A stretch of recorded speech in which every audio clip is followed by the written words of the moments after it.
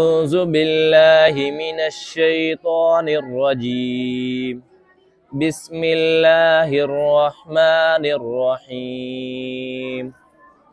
لله ما في السماوات وما في الأرض وإن تبدوا ما في أنفسكم أو تخفوه يحاسبكم به الله فيغفر لمن يشاء ويعذب من يشاء والله على كل شيء قدير.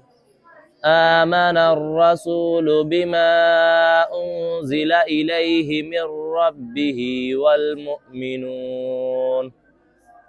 كل آمن بالله وملائكته وكتبه ورسله لا نفرق بين أحد من رسله وقالوا سمعنا وأطعنا غفرانك ربنا وإليك المصير.